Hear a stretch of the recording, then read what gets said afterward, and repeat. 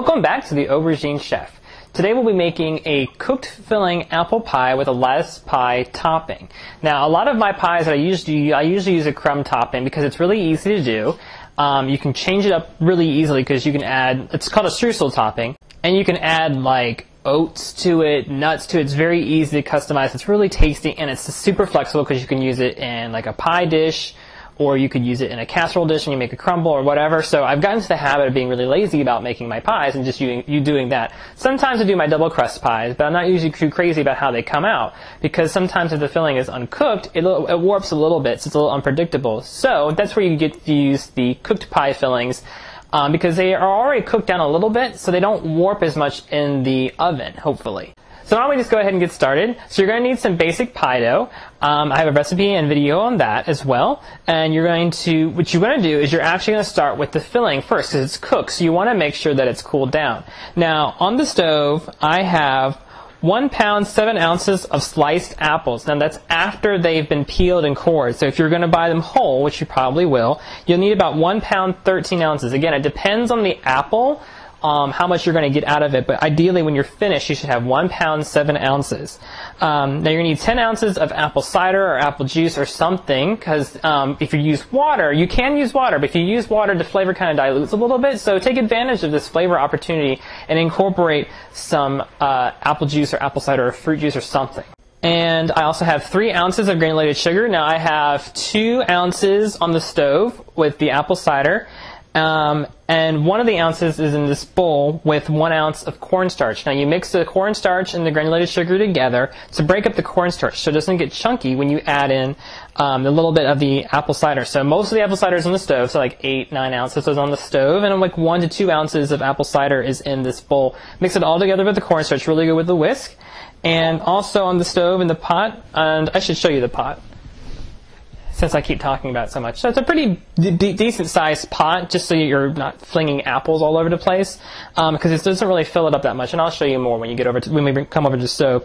But I also have 2/3 of those apples in this pot, and we don't put all the apples in because we don't want them to get all squishy. So you can kind of manipulate the texture of your filling by putting more cooked apples in here or less cooked apples in here, and as well as the kind of apples you're using. Now I'm using Gala apples because they're from a local orchard, but a lot of people like to use Granny Smith apples when they bake because they're nice and tart, so they balance out that sweetness, but they also really hold their shape up really, really well. And I also have a little bit of seasoning in here. I'm using ground cinnamon and nutmeg. The recipe only says cinnamon because I expect you guys to like experiment and kind of just do lots of different things with your seasonings. I don't really put a lot of measurements. I did put a measurement for the cinnamon so that way I have an idea of the basic amount you should use, but feel free to use as much as you want, as little as you want. Feel free to do some savory spices and stuff like that. If you want to use like chili powder, for example, or tarragon, just change it up a little bit.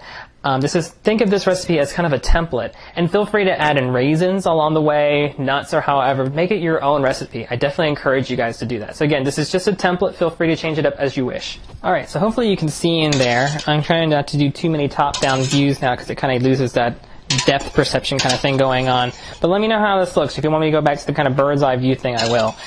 So anyway, I have most of my apple cider, the cinnamon, salt, most of the sugar, and about 2/3 of the apples in here coming to a boil. You just want it to come to a boil. You don't want to cook the apples down into applesauce or anything like that, okay? And then you want to take your cornstarch, your apple cider, and sugar mixture. Remember, we took a little bit of the sugar and a little bit of the apple cider to kind of make this diluted, so that way we can add this to our apple mixture. And we want to cook it for about 1 to 3 minutes or until it's nice and thickened. And we want to make sure to cook it for that full 3 minutes after it's thickened to make sure to cook out that starchy flavor and to make sure that it's fully thickened. Now that being said, because it's a pie, it's going to thicken a little bit more in the stove too. So don't worry about too much if you think you undermixed it at all. Undercooked it, I should say. But see, it cooks up pretty quickly. It almost looks like caramel, huh? Okay, so this is our thickened mixture straight off the stove. You can see that the apples still have a good amount of integrity. I don't know if I mentioned they were Gala apples.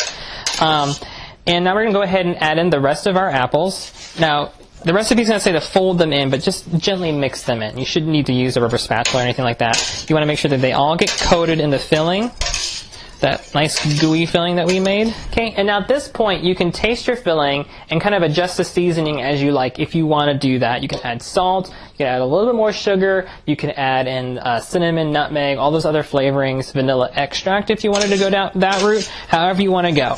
And you know, rums and stuff like that too. Again, make this pie your own. You'd also probably want to fold in your nuts and your dried fruit at this point as well. You can do it on the stove and kind of rehydrate them a little bit if you want to, but this is also a good time to fold them in. So now we're going to let this cool off. And I forgot to mention, if you need to see how to cut up apples, I have another video on how to do that. This one's sliced, but the video demo is going to have them diced, but basically you just slice them instead of dicing them.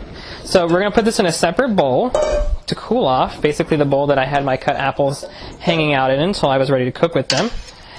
And then while it's cooling off, you need to prepare your pie shell. So I'm not going to show you how to do that since I have a video on that already, but I will show you how to do the streusel topping. Or not streusel topping, the lattice topping, sorry. Alright, so I went ahead and filled my pie with the cooled off filling. Now I did have to stick it in the freezer for a few minutes so that way it cooled down a little bit faster. So pop that in the fridge or the freezer before you start rolling out your pie dough so that way you know it's cool. And try not to break the pie dough as you're putting it in like I did.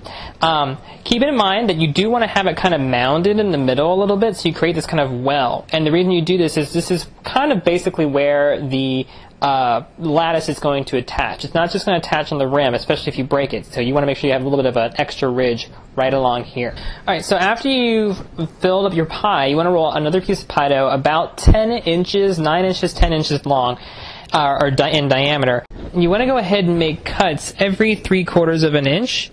So what I'm going to do is I'm going to score it. Alright, so once you've scored it, you want to go ahead and just use a pastry wheel or a pizza wheel and cut those strips. So you're probably going to end up with more strips than you're going to need, which is okay because if one of the strips doesn't work out, then you have some backups. And you're going to notice too that because you rolled it out into a round, that these middle strips are going to be longer than the ones on the ends. So you want to work in the middle and work your way out. Alright, so we're going to try and keep this simple if we can. So take some strips. Let's see, we're probably going to end up having to use... Alright, so take 5 strips and do it like that. Put them about 3/4 of an inch in between. It's probably a little bit bigger than that. That's okay. And now you want to take your first strip. And be careful, especially if your dough is really warm like mine is. The 3rd strip and the 5th strip and pull them back.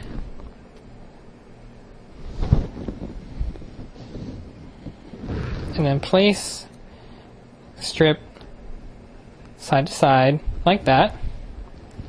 Pull them back up. Take your 2nd and 4th, pull them back, and keep in mind that you want to continuously do a 3/4 of an inch kind of spacing if you can. Doesn't have to be super perfect, it is a pie. Same thing on the other side with the 2nd and 4th.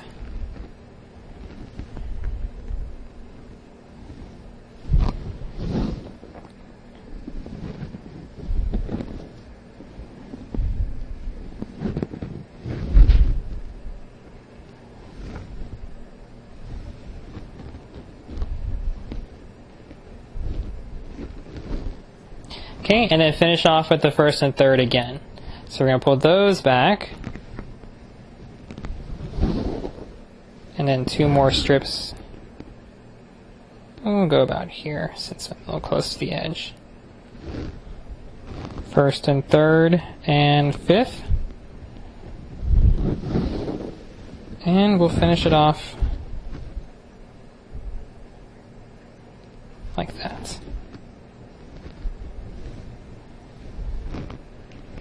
Okay, and there you go, there's your lattice top. Alright, so now we're going to go ahead and break it off and kind of press it into the side. So remember that well we created along the edge? You want to go ahead and push the dough along the edge of the pie pan as well as the edge of that well that we created. So that way they're nice and anchored in there, especially where if you broke it anywhere. And then after you got them all anchored or so, go ahead and start breaking them off along the sides by using the pie plate as like a knife. Just kind of just push it against the dough. Alright, so now I have some egg wash here. This is 1 egg with just a splash of water and a little bit of salt to help break it all up.